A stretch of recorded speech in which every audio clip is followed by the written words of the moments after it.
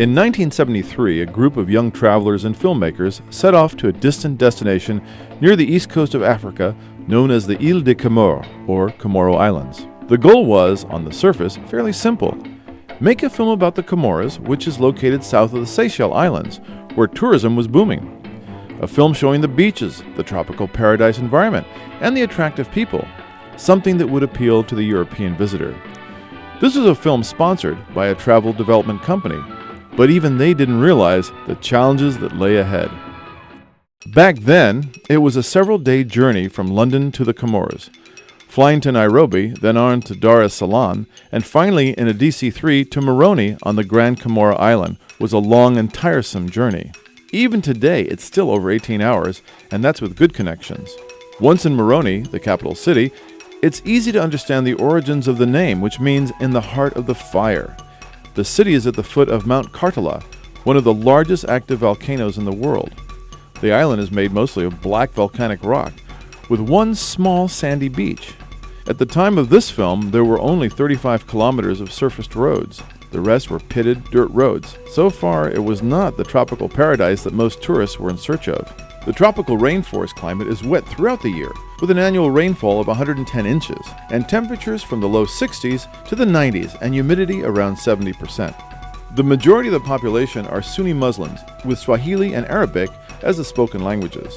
In the 1970s, the islands of Grande Comore, Anjouan, and Mohili voted overwhelmingly for independence from France, while Mayotte, with residents from the French Foreign Legion, remained under French rule. The unstable political situation, with over 20 coups since 1975, was then and continues today to contribute to its weak tourism industry. Ahmed Abdallah was the president of the Comores beginning in 1972, but was overthrown in a coup in 1975. Then in 1978, with the help of some missionaries, he staged a coup of his own and became president for a second time until his assassination in 1989. One thing that puts the Comores on the map was the discovery of the prehistoric fish, the coelacanth. Believed to have been extinct for 66 million years, it was the link between fish and pteropods. A population of coelacanths were discovered in the underwater caves near the islands of Grande Comore and Anjouan. Over the years, some have been caught and filmed. Fortunately, they are oily and foul-tasting, which protects them from commercial fishing. The biggest challenge for the filmmakers was to find hotels and restaurants to feature in the travel film. In the early 1970s, the Maluja Beach Hotel was the only and best beach hotel on the islands. The hotel still has rustic bungalows without power or running water, but the friendly staff fill buckets with fresh water daily. On Grande Comores in 1996, a hijacked Boeing 767 Ethiopian Airways jet crash-landed on the water near Lagawa Beach Hotel. The tragedy was captured on film by a South African tourist. It became the deadliest hijacking until 9/11. But back to 1973. The islands were inhabited by a friendly people who played music and danced. Some remote villagers had never seen white-skinned visitors. A village chief could have multiple wives, indicated by the gold paint on their faces.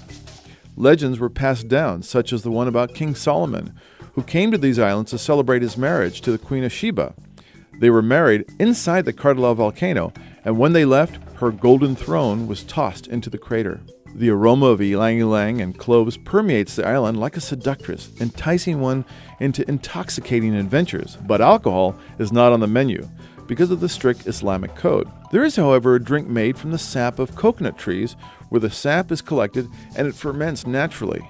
In the first few days, it tastes a little like beer, but should it ferment too long or be distilled, it can render one blind. The mongoose lemur lives in protected forests of the Comores. They survive on a diet of fruit and flowers. Bananas are a favorite of these gentle creatures. Unfortunately, today's slash-and-burn agricultural practices are challenging the lemur's habitat, and their legal protection is sadly disregarded.